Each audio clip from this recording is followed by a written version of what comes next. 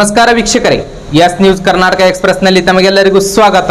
ನಾನು ನಿಮ್ಮೊಂದಿಗೆ ತೌಸೀಫ್.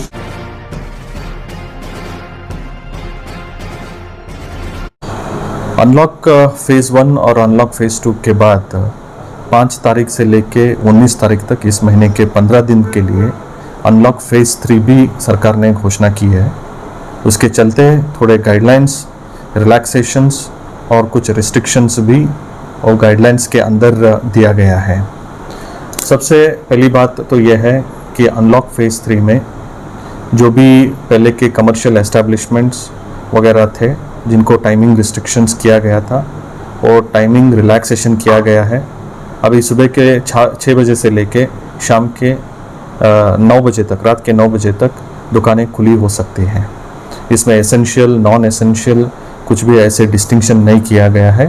पूरे सारे दुकानों को खुलने के लिए परमिशन दिया गया है.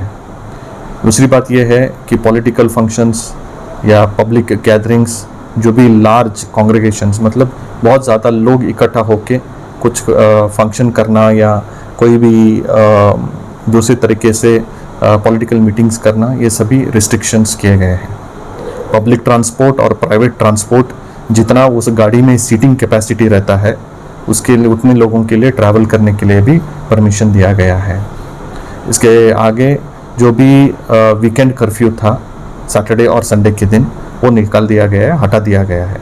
लेकिन रात के 9 बजे से लेके सुबह के 5 बजे तक नाइट कर्फ्यू जारी रहेगा.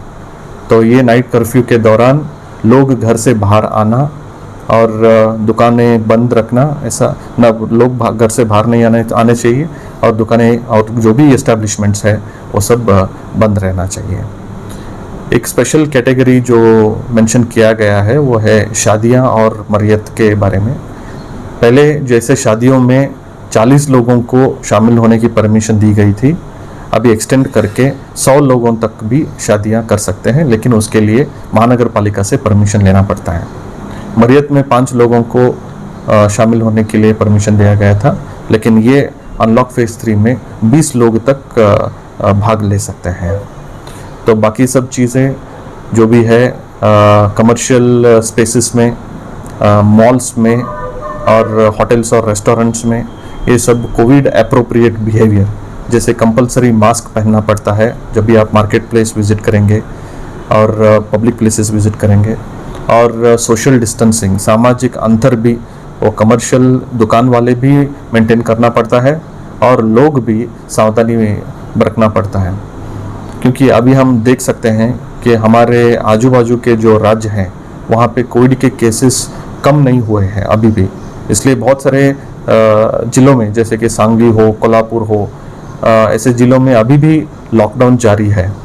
तो कुछ जो रिपोर्ट्स आते हैं हमारे न्यूज़पेपर्स में वगैरह हम देख सकते हैं कि डेल्टा वेरिएंट भी अभी आसपास ही मंडरा रहा है.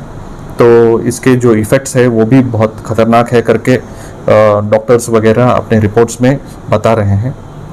तो इसके चलते विजयपुर शहर में, हालांकि विजयपुर ज़िले में भी आज के तारीख में 10 से भी कम केसेस आ रहे हैं, पॉजिटिविटी रेट भी 5% से भी कम है, लेकिन इसके चलते हुए हम रिलैक्स नहीं हो सकते.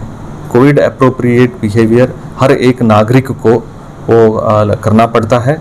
अगर उल्लंघन करते हैं, अगर कोई दुकान वाला या कोई कमर्शियल शॉप वाला या मॉल में अगर ऐसे कोविड एप्रोप्रिएट बिहेवियर का उल्लंघन होता है तो 10,000 रुपये तक भी जुर्माना उनको भरना पड़ेगा. ऐसे रिपीटेड अगर वो वायलेशंस करते रहेंगे तो सेक्शन 188 के अंडर हम केस डाल के वैसे दुकानों को भी हम सीज कर सकते हैं.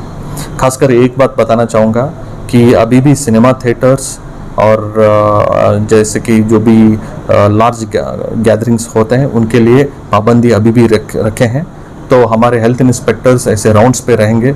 ऐसे कहीं पर भी अगर शादियों में भी परमिशन लेके, सिर्फ 100 से भी परमिशन लेके और 100 से भी ज़्यादा लोगों को वहाँ पे इकट्ठा करके शादियाँ करेंगे तो वह उनके ऊपर भी हम कानूनी कार्रवाई करेंगे. धन्यवाद. ಯಾವುದೇ ಹೊಸ ಸುದ್ದಿಯನ್ನ ನೋಡಲು ನಮ್ಮ ಎಸ್ ನ್ಯೂಸ್ ಕರ್ನಾಟಕ ಎಕ್ಸ್‌ಪ್ರೆಸ್ ನ ನೋಡ್ತಾ ಇರಿ. ಹಾಗೆ ನಮ್ಮ ಚಾನೆಲ್ ನ ಸಬ್ಸ್ಕ್ರೈಬ್ ಮಾಡಿ, ಬಾಜು ಇರುವ ಬೆಲ್ ಐಕಾನ್ ಅನ್ನ ಕ್ಲಿಕ್ ಮಾಡಿ, ಹಾಗೆ ನಮ್ಮ ಚಾನೆಲ್ ನ ಲೈಕ್ ಮಾಡಿ, ಶೇರ್ ಮಾಡಿ. ನಮ್ಮ ನಡೆ ಸತ್ಯದ ಕಡೆ.